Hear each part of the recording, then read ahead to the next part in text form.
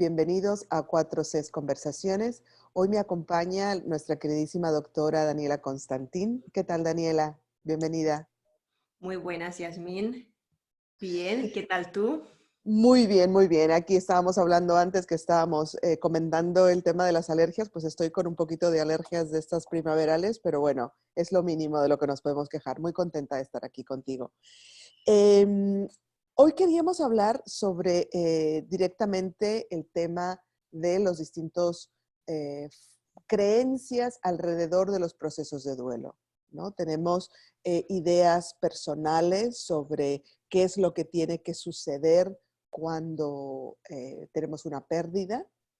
Hay ideas colectivas que supongo yo que están vinculadas a la cultura, a las creencias, a las tradiciones, tanto de la sociedad como familiares.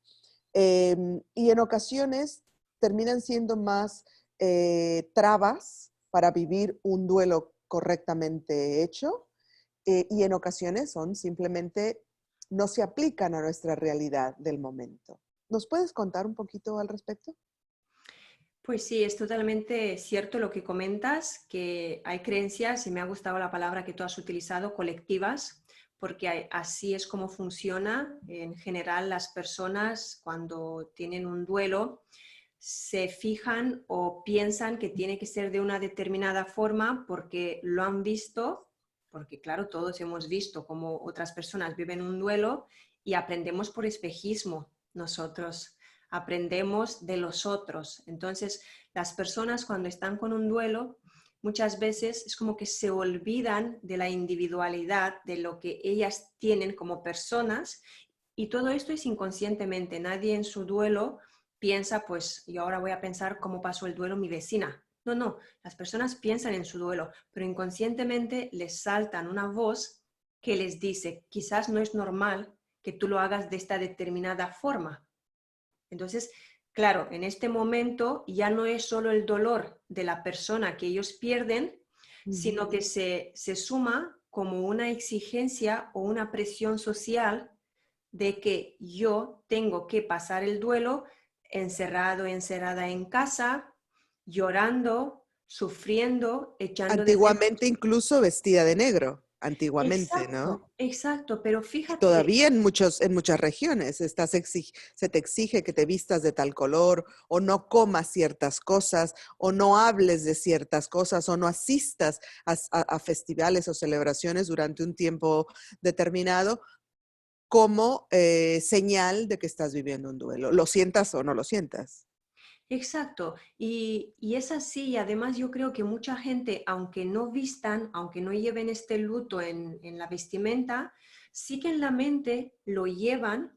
Por lo tanto, tú nunca vas a oír a una persona en un duelo, incluso meses después, de hablar con tranquilidad sobre la persona que han perdido, porque incluso cuando hablan con esta tranquilidad y con esta soltura, es como, uy, algo estoy haciendo mal.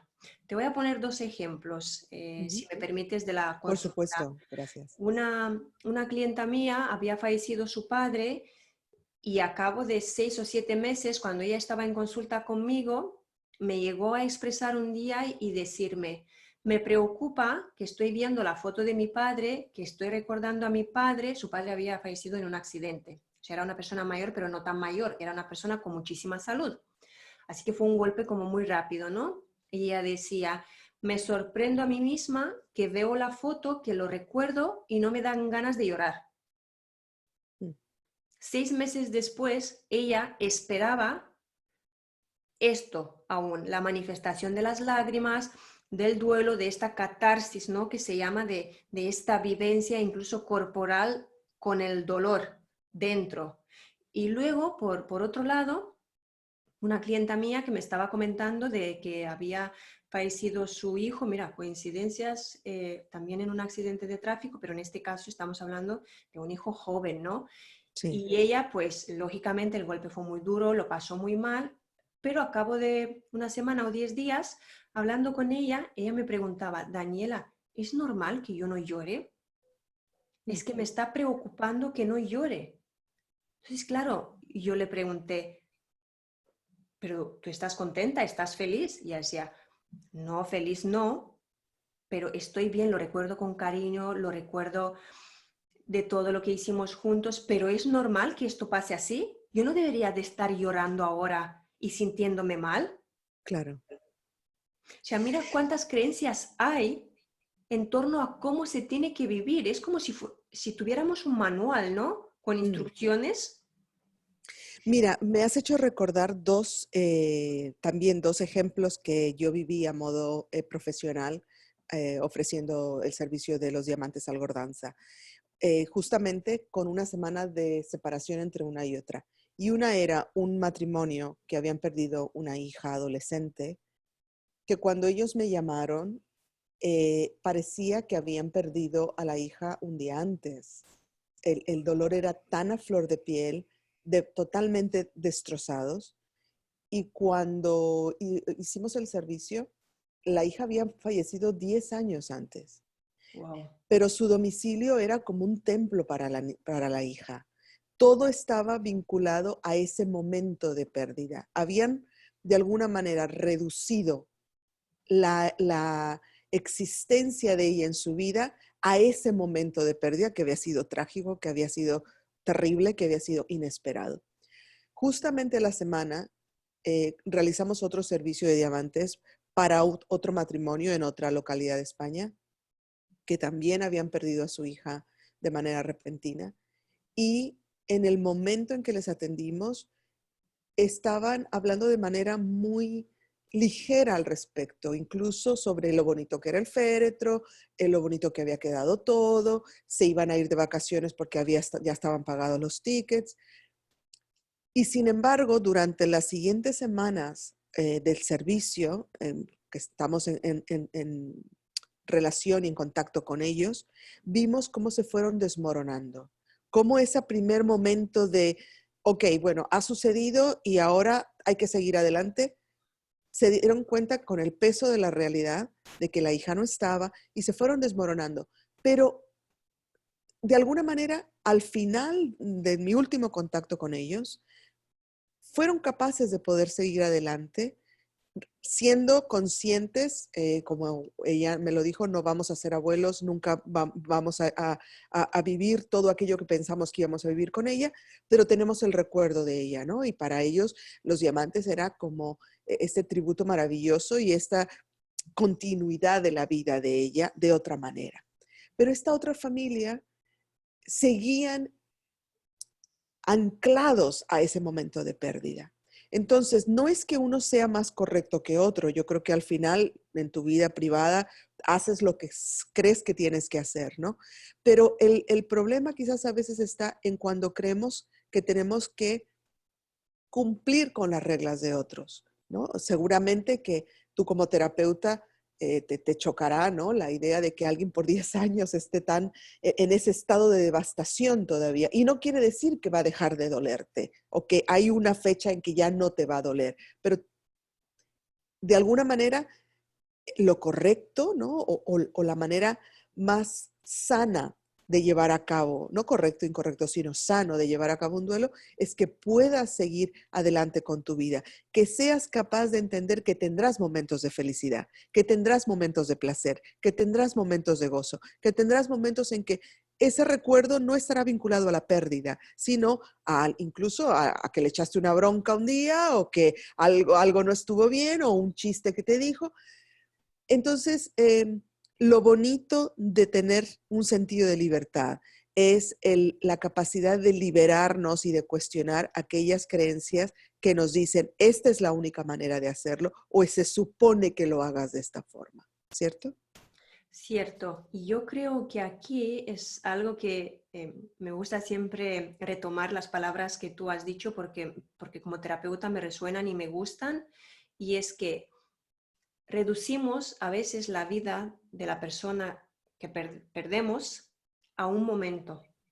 La vida de estas adolescentes que estas familias han perdido ha sido formada por años. Claro. Entonces, claro, el duelo, si lo reducimos o lo resumimos a la semana del momento, estamos quitándole a la persona todos los méritos de lo que ha ido haciendo y de lo que ha ido construyendo en la vida. Esto por un lado, ¿no? Porque es como un niño que viene a casa con una mala nota y cada día luego se le reprocha solo esta mala nota. O sea, Claro, estamos reduciendo y estamos eliminando todas las demás buenas notas solamente porque sacó una mala nota. Esto es lo que se pasa a veces en ciertos duelos, es todo lo demás, todo lo bien bonito, lo reducimos al dolor intenso, cuando en realidad seguramente esta persona que ya no está, lo que hubiese querido claro, era algo diferente, que es vivamos, podemos ir de vacaciones, vamos a comer, voy a visitar a mi amiga, ¿no? Entonces, lógicamente que para la familia es duro tener que imaginarse o recordar cosas positivas, pero tiene que ser un ejercicio de práctica, porque, insisto, lo que tú decías, no es un duelo correcto o incorrecto, pero sí tiene que ser un duelo sano. claro, claro. Entonces, cada familia lo vive de una forma diferente y sobre todo cada persona lo vive diferente, porque incluso un matrimonio lo van a vivir de forma diferente los dos. Y Efectivamente. esto lo hemos visto todos en miles de películas, ¿no? Que han Claro, servido como ejemplos. Pero es muy importante siempre hacer esta pregunta de ¿cómo crees tú que tu hija hubiese querido que fuera vuestra vida? claro. A Yo partir de... se lo decía a una clienta que falleció su padre, no la que te estoy diciendo, que te dije antes, sino otra, y siempre recordaba el momento como muy doloroso, y yo le preguntaba, ¿pero cómo era tu padre? ¿Era una persona deprimida? ¿Era una persona alegre? Y me decía, ¿qué va? Era una persona que se reía por cualquier cosa. Digo, ¿y tú qué Mm, haces ahora? Tú le estarías como metiendo el cuchillo en el corazón porque estás haciendo justamente lo que a él nunca le gustó en la vida. claro, A él siempre le gustaba divertirse, reírse, se reía de él mismo, se reía de los demás. Siempre, ¿sabes? Aquella persona con humor que saca el humor de jocosa, debajo, claro, claro, saca el humor de debajo de una piedra, ¿no? Entonces, ¿qué hacía la hija? Siempre recordándolo con nostalgia, con dolor, con pena, con lágrimas, pero él no era claro, así.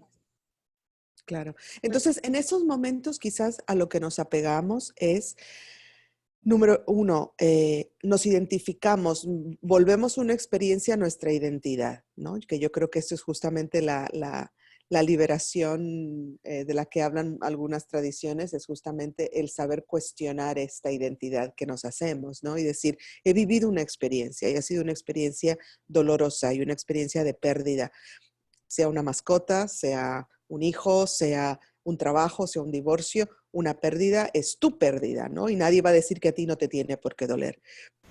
Pero, ¿hasta qué momento deja de ser una experiencia que he vivido y la convierto en mi identidad y la convierto en quien yo soy? Puede ser que en ocasiones, Daniela, haya un sentido de culpa, de traición, como si soy feliz, estoy traicionando la relación que tuve. total, tal cual. Es así. Con estas palabras te he contestado, ¿no? Sí, efectivamente. Una de las chicas que te decía que falleció el padre me estaba contando de que la madre ya no quería ni celebrar la Navidad porque era como un pecado. Mm, Imagínate, cuando una vez más, si yo hago esta pregunta y digo, pero a tu padre le gustaba la Navidad, le encantaba. claro, Porque si al claro, padre no le gustaba la Navidad, pues puedo pensar, bueno, pues el hombre, si estaría con vosotras, pues tampoco estaría aquí de fiesta, ¿no? claro, Pero si a él le gustaba, ¿qué estáis haciendo vosotras ahora? claro. Le estáis, o sea, si la persona estuviera viva, le estaríais haciendo daño. Porque os... Entonces nos tenemos que tener, perdóname que te he interrumpido, continúa. No, no, que digo que él no quisiera ver que ellas sufren en las fiestas que a él le gustaba. Claro, claro. Se trata de permitirnos, número uno, reconocer que estamos viviendo un duelo.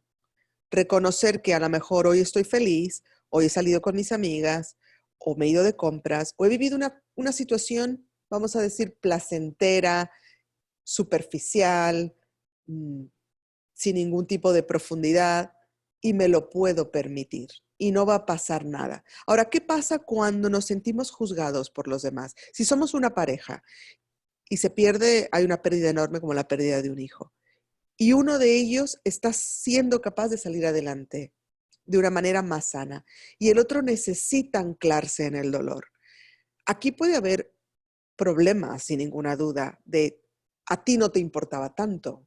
Se nota que a ti no, o el otro decir, ya es necesario que salgamos adelante con la relación. No, aquí hay una situación de juicio muy directo, muy cercano, muy íntimo, y que puede añadir incluso más peso a ese duelo. Exacto. Y de hecho, muchos matrimonios, tú quizás lo sepas ya por tus experiencias profesionales, se separan después de una pérdida repentina cuando es de un hijo. ¿Sí? No estamos hablando de padres, sino en un matrimonio cuando fallece un hijo. Ya hay estudios de que muchas familias, pues parejas que se separan, justamente por esto, porque de repente mi duelo tiene que ser tu duelo también.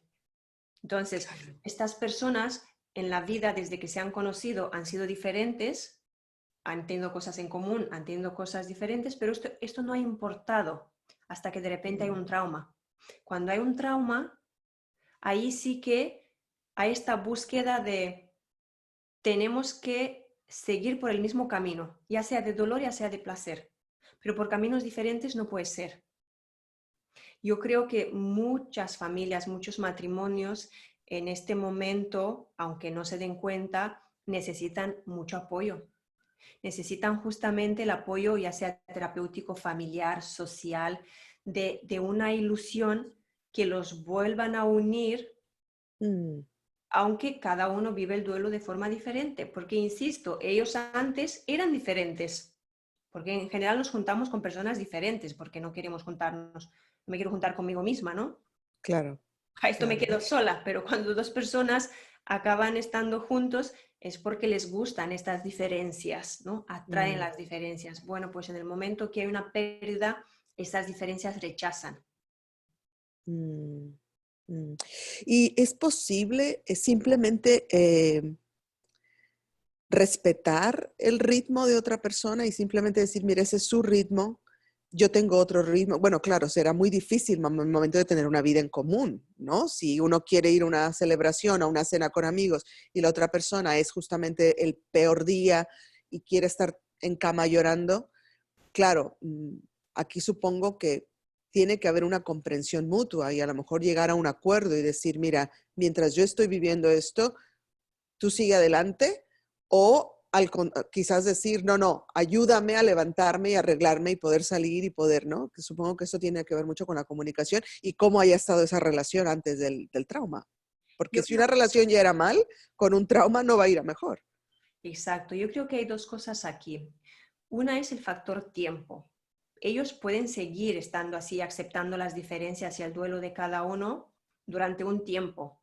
Cuanto más se prolonga esto, cuanto más a largo plazo se hace, más difícil es también de vivirlo y de aceptarlo.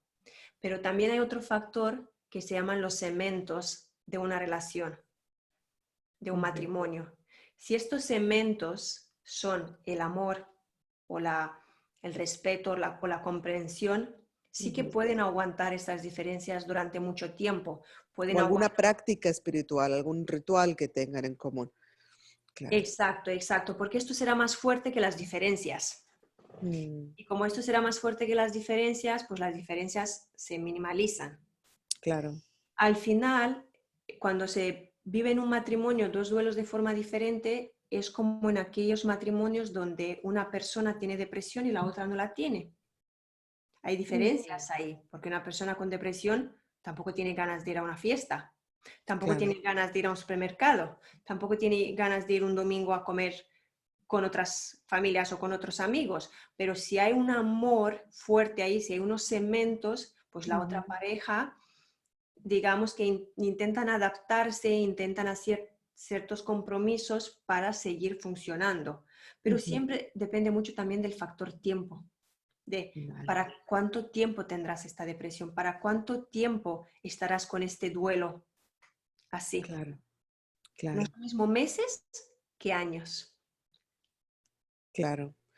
Ahora, por ejemplo, nos estamos encontrando, ahora hemos hablado de un tema muy, muy íntimo y muy crudo, ¿no? Como puede ser la pérdida de un hijo, que siempre creemos que por regla general es el duelo más, es el dolor más doloroso que alguien puede vivir, que no necesariamente es la regla. Yo te digo, hemos vivido experiencias dentro de Algordanza en la que hemos tenido que atender a la misma familia un par de veces, ¿no? O dos o tres veces por distintas pérdidas, y que Algordanza es para ellos la respuesta a esa situación en la que han vivido muchísimo más dolor, han considerado muchísimo más doloroso la pérdida de la pareja que la pérdida de un hijo, por ejemplo. ¿No? Entonces esto no hay una regla, nadie dice que tiene que ser así, ¿no? Pero bueno, en principio, por regla general, creemos que la pérdida de un hijo es lo más doloroso que existe. Ahora, ¿qué pasa cuando, por ejemplo, en el seno de la familia ha habido la pérdida, como nos hemos encontrado ahora con esta pandemia, de que ha habido muchas personas mayores que han muerto, que a lo mejor la relación que hemos tenido con ellos ha sido la abuela de mi pareja, ¿no? O la tía de mi prima, ¿no? O sea, son como lazos familiares un poco más alejados. eh, ¿Cuál es nuestro rol aquí al no ser un duelo quizás que podamos compartir? A mí no me va a doler igual que muera mi tía a que muera la tía de mi prima, ¿no? Que a lo mejor apenas la conocía.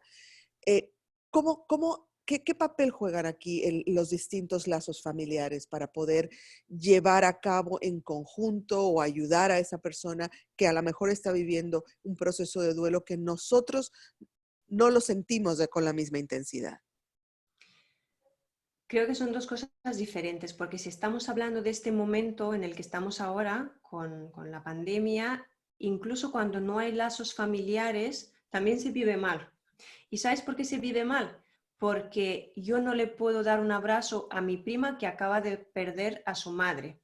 Ah, A mí claro, quizás tampoco me aportaba mucho la madre de mi prima, porque la ya, veía de vez en cuando, pero el hecho de no poder darle un abrazo y no poder estar con ella me hace vivirlo mal. Te pongo un ejemplo que yo he visto estos días y me ha sorprendido. Fallece el padre de un amigo de un cliente. Sí, el padre de un amigo de un cliente. ujú, Fallece por otro tema, no por el COVID. El cliente me dice, lo pasé muy mal no poder darle un abrazo, mm, porque él sí me lo dio a mí cuando yo perdí a mi padre. mm, Y lo pasó mal 2 días, que esto puede parecer una tontería de decir, venga, hombre, no, no. mm. En la situación en la que uno está, las cosas pueden sumar peso y dificultad o pueden restar. En general, cuando no hay lazos familiares, se vive bien, pues tú vas ahí a dar el pésame o acompañas Claro, al amigo y a ti no te afecta cuando estás fuera, no hablo mm, dentro. Pero cuando no puedes ir a dar el abrazo, y estamos hablando sobre todo en España, ¿no? Que los abrazos son claro, como el que comemos el domingo, claro, claro, ¿no? La gente los necesita. Entonces, claro. en este mismo momento, yo creo que aunque no están los lazos, sí que importa y sí que se vive mal, pero se vive mal más en cuanto al amigo o a la persona que se queda y más que a la persona que se va. Que se va. Claro, es que es muy importante hablar de que ha sido una normalidad pre-pandemia y estamos viviendo ahora otra situación que, como dices tú, puede abrir y dar pie a distintos tipos de duelos, no solamente al que ha sufrido la pérdida, sino aquel que no le puede acompañar, aquel que, mira, por ejemplo, en lo que es nuestro ámbito de trabajo, eh, que siempre te despierta tus propios duelos, el ver situaciones de las personas que llevan a cabo, que adquieren nuestros servicios, siempre nos despierta al equipo nuestros propios miedos, nuestros propios duelos, nuestros propios eh, momentos de trascendencia, ¿no? Pero en un momento en el que hay tanta frustración porque quienes nos contactan no han podido ir a la funeraria o no han podido recuperar la esencia de su ser querido, las cenizas. en el momento que hasta hace unos meses era lo normal, que era el mismo día o el día siguiente. Ahora tienen que estar varios días buscando y esperando a ver cuándo se los entregan.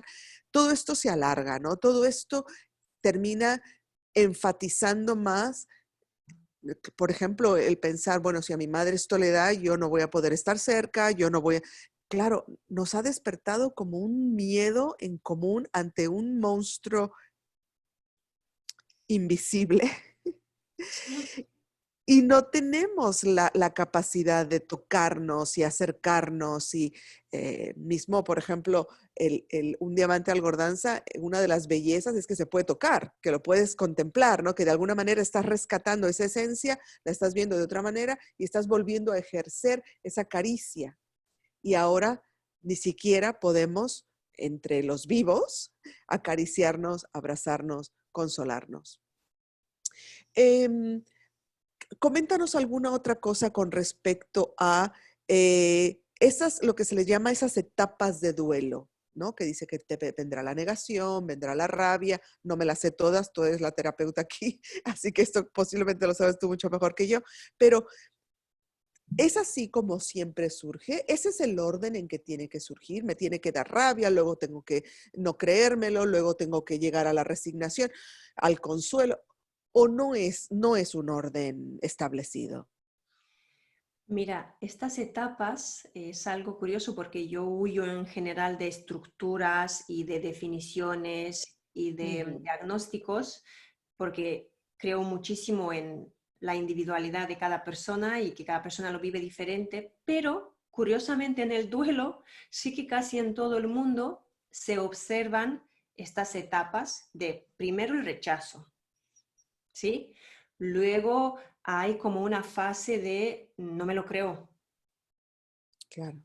¿por qué a mí? ¿Pero qué he hecho yo mal que me toque a mí? Mm. Y luego, como de poco a poco, de aceptarlo.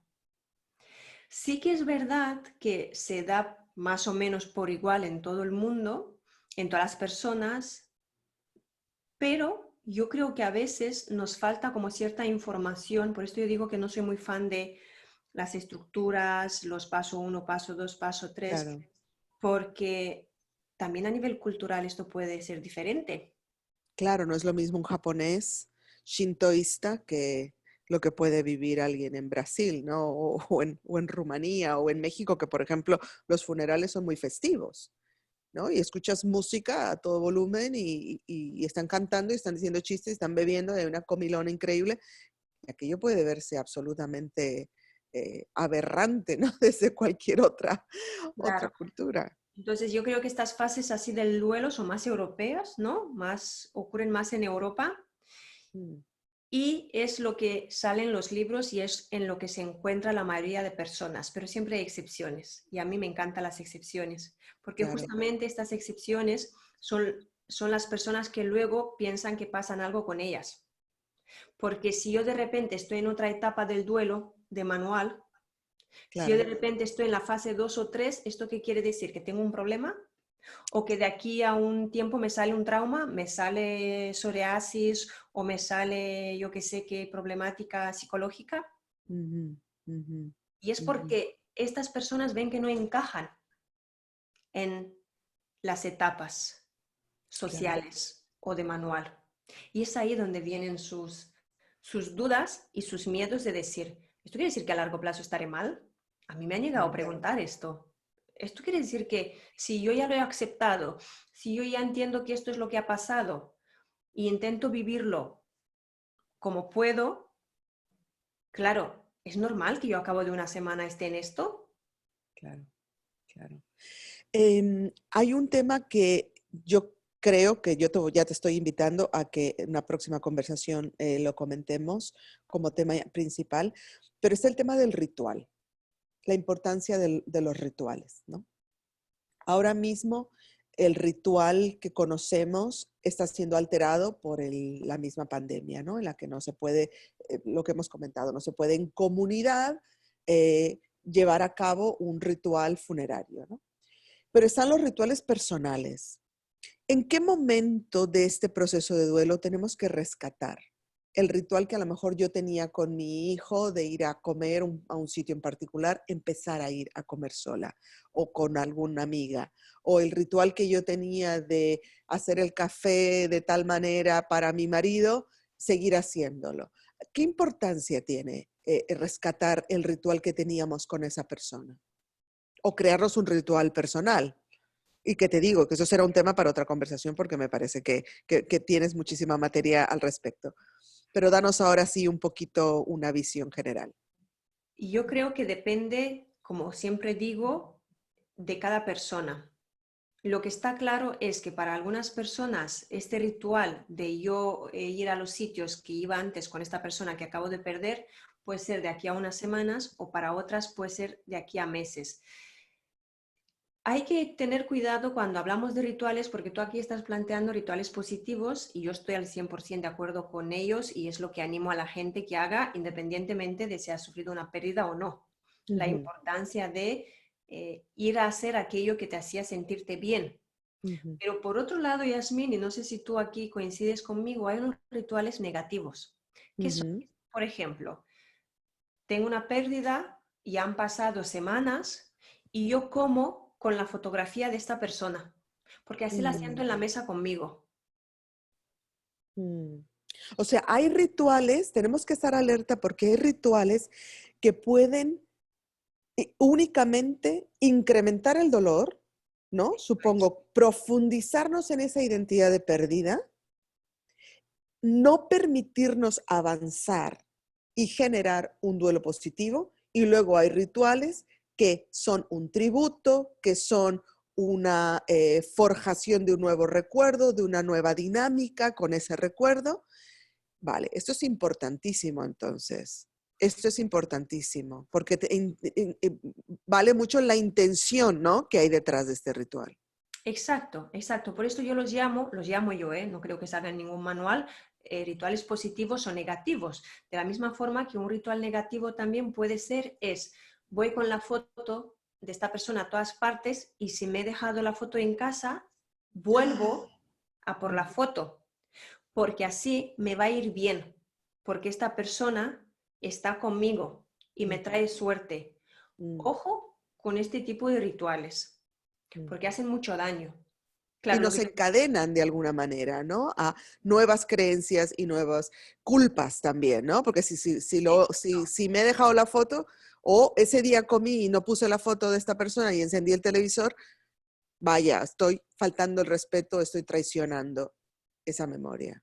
sí, tal cual. Y luego están los rituales positivos que tú comentas que sí, son totalmente recomendables. Pero por esto digo, cuando hablamos de un término que a mí siempre me gusta, es mirar el sentido o el significado que tiene para la persona, porque para nosotras dos quizás es un duelo positivo, pero es un ritual positivo, pero para la persona es un ritual negativo, pero ella no lo sabe que es negativo.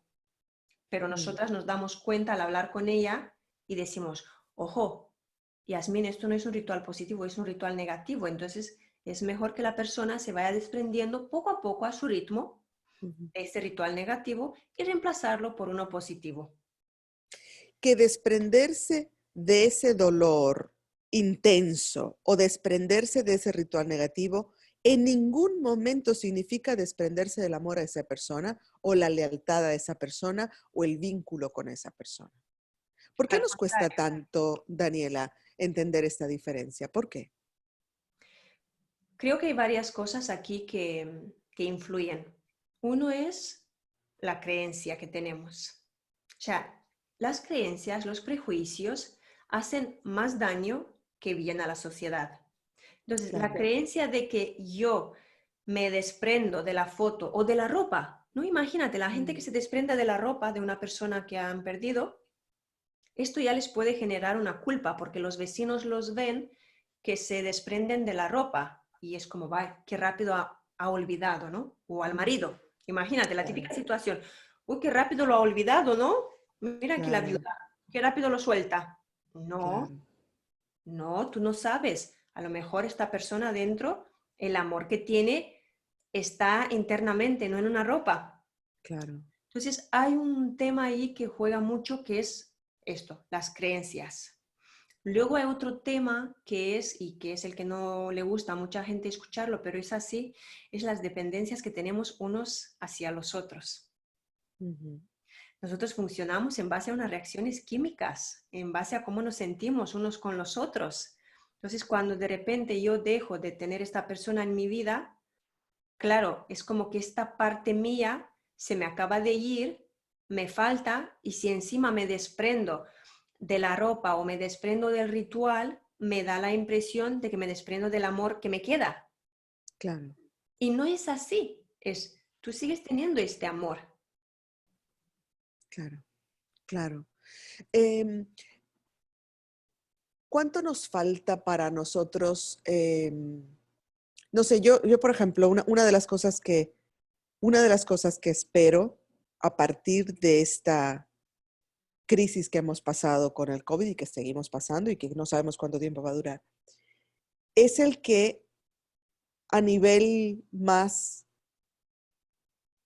institucional, incluso a nivel eh, comunidad, no solamente dentro del seno de la familia, sino en escuelas, académicos y demás grupos, seamos capaces de atrevernos a hablar del duelo, atrevernos a hablar de la pérdida, que se convierta en una conversación más común. Porque el día que salgamos, o los que ya estamos saliendo, nos estamos encontrando con amigos, perdón, que han perdido a alguien. O sea, creo que todos, a partir de esta pandemia, conocemos a alguien que ha perdido a alguien. Si no directamente hemos conocido a alguien que ha fallecido. O sea, ya no solamente a nivel profesional, sino a nivel personal. Y esto, como bien lo acabas de decir, nuestras relaciones son químicas, nos va a afectar, nos guste o no nos guste. O sea, si yo tengo una amiga que ha perdido, ya no solamente dentro de esta pandemia, ¿no? Fuera de esta pandemia, una amiga que ha perdido a una mascota y le ha dolido muchísimo, o ha perdido una madre y le ha dolido muchísimo. Si yo no tengo la compasión suficiente y la apertura mental para atreverme a mencionárselo. Porque a veces tenemos miedo, ¿no? Hoy se lo voy a recordar. No, es que la persona está pensando eso todo el día. O para qué traerle el tema. No, es que esa persona no está pensando otra cosa más que en esto, ¿no? Y a veces tenemos miedo de expresar nuestro duelo porque no me van a entender. Nadie va a querer hablar de esto. Me van a decir, ya basta, deja de hablar de esta situación. A lo mejor han pasado 2 años, ¿no? O ya se supone lo que dices tú, que no tenga yo que seguir hablando de que mi marido se murió. Bueno, pero si a ti te sigue doliendo, debes de tener la oportunidad y la libertad de, con aquellos seres queridos tuyos y aquellos amigos tuyos, poder seguir tratando del tema. Entonces yo creo, sinceramente, tengo una esperanza muy alta en que a partir de este duelo colectivo que estamos viviendo todos, seamos capaces de hablar de esto con mucha más fluidez. Porque es importante, ¿no? Como los que acompañamos, a los que somos testigos, poder hablar con la persona que está sufriendo una pérdida. ¿Qué opinas de esto? Yo creo que es un tema demasiado tabú y que vamos a tardar aún años en empezar a hablar del duelo, de las pérdidas con naturalidad. Hay ciertas cosas que se tienen que educar para que las podamos implementar. Y si no estamos recibiendo esta educación de pequeños, ¿quién nos lo va a enseñar? Yo no estoy de acuerdo cuando a los niños no se les explican las pérdidas. Pues ha fallecido el abuelo, ¿no? Ujú. Se le esconde. Pues el niño entiende muchísimo. Pues hay que educarlo, aunque sea doloroso. Bueno, pues tiene que ser doloroso, ¿no? Para ti es doloroso, pues para tu hijo también tiene que ser doloroso. Claro. Fíjate que ahora aquí en este podcast estamos teniendo conversaciones con eh, una embajadora de Algordanza, que además es terapeuta en el tema de niños, y nos sigue diciendo cómo es el sector olvidado. Se nos olvida que ellos están viviendo su duelo y que las distintas etapas de la vida que van a tener, ese duelo lo van a seguir reinterpretando. Y si no le damos unas herramientas los que son los padres, los profesores. Por eso es que te digo, yo creo que esto es un tema que se tiene que hablar a un ámbito muy general, porque tú no tienes hijos, yo no tengo hijos, pero seguimos siendo responsables cuando nos encontramos con los hijos de nuestros amigos, con nuestros alumnos, con los hijos de tus clientes, ¿no? Que a lo mejor lo que tú le cuentes, él lo va a compartir. Entonces tú tienes un deber de poder tener herramientas correctas para poder crear una generación, la próxima generación o próximas generaciones que se van a enfrentar a otras pandemias o simplemente a sus pérdidas normales que las vamos a vivir todos, que puedan tener el lenguaje, la fluidez mental y la capacidad de tener herramientas que les hagan vivir esos duelos de manera sana. Danos consejos, Daniela, mínimos, porque yo sé que cada caso es diferente, ¿no? Y cada quien lo vive de manera íntima y personal. ¿Cómo podemos empezar a cuestionar nuestras creencias? De cómo es que tengo que vivir el duelo. Poniéndonos en tela de juicio lo que creemos, porque tenemos la costumbre de poner en tela de juicio las creencias de los demás. Ay, mira, tal persona Importante. tiene miedo. Ay, mira, tal persona, pues lo que decía antes, ha sacado la ropa de su marido rápidamente de casa, ¿no? Qué rápido rehace su vida. Ay, mira, tal persona, o sea, es muy fácil ver las creencias, los prejuicios, las limitaciones y las problemáticas de los demás y muchas veces muy difíciles de ver las creencias que nos hacen a nosotros actuar de una determinada forma. Entonces, claro, al final es como lo que yo estoy pensando me ayuda, me lleva por el buen camino, Claro. me está favoreciendo, porque si tengo una creencia que me ayuda, y me va bien, perfecto, manténla. Pero si esta creencia no me lleva por el buen camino, pues me la tengo que poner en tela de juicio. ¿Y cuál es esa señal de que te está llevando por buen camino? Esa creencia en particular. Los resultados de las acciones, porque esto es lo que somos nosotros al final. Es el pensamiento, ¿no? La emoción, la acción y el resultado. Entonces, enseguida que yo empiezo a ver que, por ejemplo, en el caso del duelo, llega un momento en el cual yo estoy en el cuarto o quinto año después de haber perdido a alguien y sigo en el dolor, sigo con la foto comiendo o sigo poniendo la foto en la cartera y salgo de la calle solo con este amuleto porque me trae suerte, claro, si este camino al final me hace volver para casa para recoger la foto o no poder ir a un espectáculo porque no llevo la foto y no llevo a esta persona conmigo, esto ya me está limitando. Claro, claro. Y cuando hay una limitación, está claro que yo tengo una creencia que me está haciendo tener esta acción, ¿no? Como rápidamente, como una fobia al avión. O sea, yo no subo a un avión porque tengo miedo, tengo una creencia de que se va a caer el avión. Porque este suele ser el mayor miedo o la creencia más mayor que suelen tener las personas que tienen fobia al avión. Hay varias, ¿vale? Pero estoy poniendo como la más genérica. Entonces yo tengo una creencia y esta creencia me hace no actuar, me hace tener una conducta, un comportamiento que no corresponde. Y como yo la veo, me doy cuenta que tengo algo que me hace hacer esto. Claro. En el caso del duelo es un poco más difícil que en las otras problemáticas, por lo que estaba diciendo, por cómo la sociedad influye. Entonces, Claro. al final es como, bueno, pues mejor no lo comparto o mejor no lo comento, que me está pasando esto, que me está ocurriendo esto. Claro, tenemos miedo de sonar raros, de sonar, de ser juzgados o que incluso nos digan a la cara, pero tú todavía estás sufriendo por esto, o ya supéralo. Imagínate, qué horror, ¿no? Ya supéralo. Pero es verdad que, por ejemplo, hablar del duelo desde nuestra posición en este momento, tuya y mía, o de nuestra posición como alguien que no lo está viviendo a flor de piel, es una posición bastante privilegiada, ¿no? Tú y yo en este momento no estamos viviendo esto de manera directa, ¿no? Entonces, siempre es bueno decir que nuestra conversación, ante todo, está enfocada en respetar la dinámica de cada uno, ¿no? Obviamente tú eres una profesional que puedes indicar cuáles son el camino correcto, ¿no? Pero no le vas a decir, tiene que ser por aquí, por donde usted se tiene que ir, porque tienes que respetar el tiempo de esa persona, ¿no? Y su realidad. O sea, no se trata de banalizar en ningún momento la vivencia personal.